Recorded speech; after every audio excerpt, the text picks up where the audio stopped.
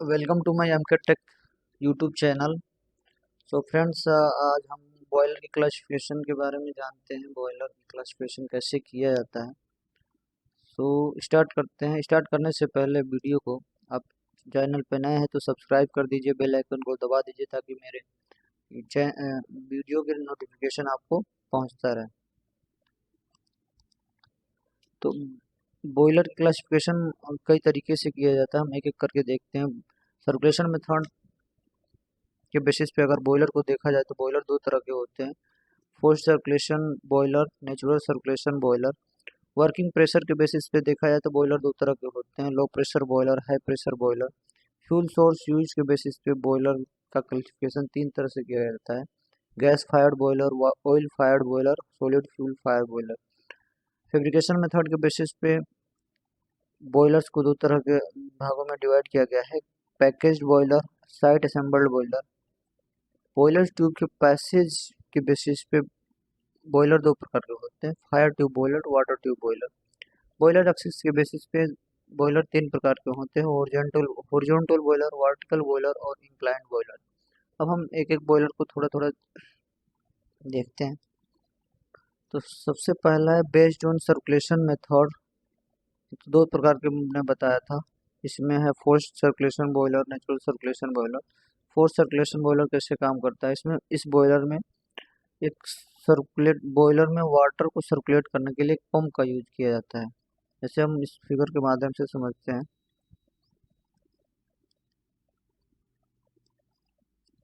इसमें एक steam drum है जिससे वाटर यहाँ पे फीड होता है और वाटर जो है ग्रेविटी के कारण से नीचे जाता है। तो यहाँ पे एक सर्कुलेशन पंप लगा होता है।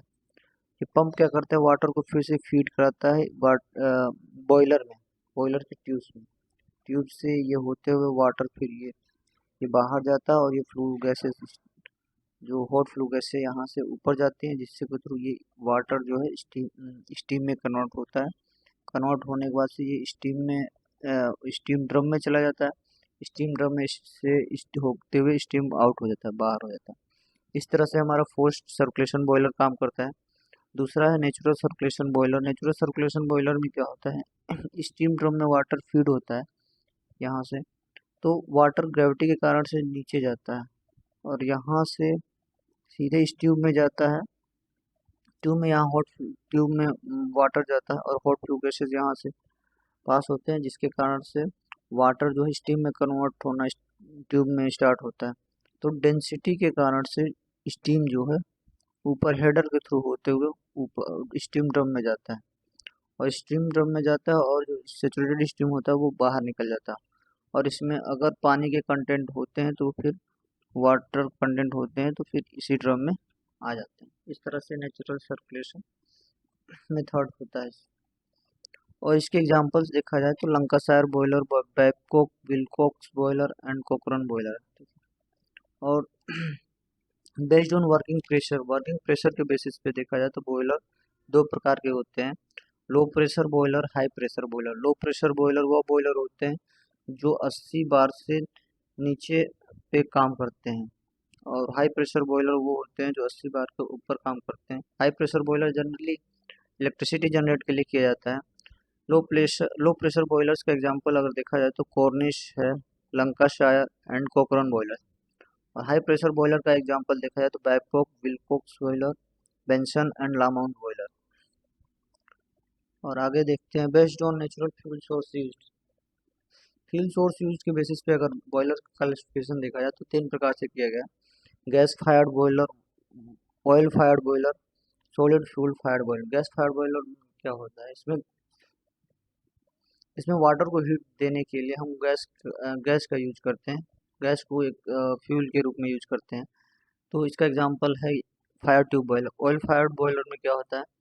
वाटर को हीट देने के लिए हम ऑयल का यूज करते हैं एज ए फ्यूल फ्यूल के रूप में ऑयल का यूज करते हैं। सॉलिड फ्यूल फायर बॉयलर में क्या होता है? सॉलिड फ्यूल फायर बॉयलर में उसमें वाटर को हीट देने के लिए या फिर स्टीम जनरेट करने के लिए हम सॉलिड फ्यूल का यूज करते हैं, जैसे कोल, वुड, बायोमास। और इसके एग्जांपल्स अगर देखा जाए तो coal fired boilers, traditional boiler that combust coal to generate heat और स्टीम बॉयलर, और बायोमास बॉयलर। आगे देखेंगे। अगर बॉयलर ट्यूब के पैसेज के बेसिस पे देखा है तो बॉयलर दो तरह के होते हैं, fire tube boiler, water tube boiler. Fire tube boiler में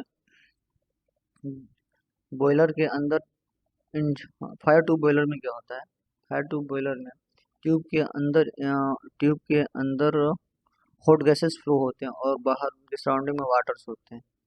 और वाटर ट्यूब बॉयलर में क्या होता है, ट्यूब के अंदर वाटर फ्लो करता है और सराउंडिंग में हॉट गैसेस फ्लो करते हैं, इस तरह से हीट का ट्रांसफर होता है। और फायर ट्यूब बॉयलर का अगर हम एग्जांपल देखें तो Cornish, Lancashire, Cochran boiler, Scotch marine and locomotive boiler है।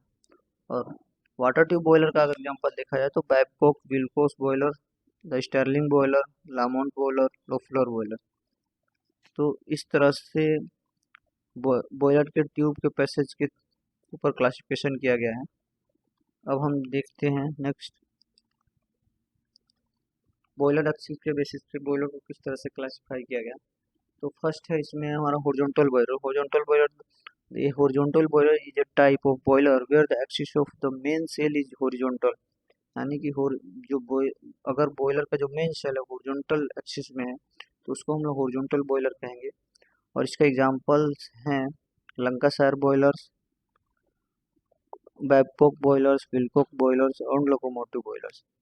और दूसरा है वर्टिकल बॉयलर। वर्टिकल बॉयलर में क्या होता है, इसका जो ओरिएंटेशन है ना बॉयलर्स का वो वर्टिकल होता है। A simple vertical boiler is one whose axis of orientation is vertical with respect to the ground. Ground से उसका जो ओरिएंटेशन वर्टिकल होता है उसको हम वर्टिकल बॉयलर बोलते हैं। इसके एग्जांपल है बेंसन बॉयलर। और तीसरा है इंक्लाइन बॉयलर। इंक्लाइन बॉयलर में क्या होता है कि जो हीटिंग ट्यूब्स होते हैं बॉयलर्स के, वो जो मेन सेल होता है उसके इंक्लाइंड होता है, 10 से 15 डिग्री सेल्सियस तक हीटिंग ट्यूब इंक्लाइंड होता है। तो आज देखते हैं, an inclined boiler is a boiler where the heating tubes और water tube are arranged at an angle to the horizontal. The Babcock and Wilcox boiler is a well-known example of inclined boiler, with its tubes typically inclined at a 10 to 15 degree angle.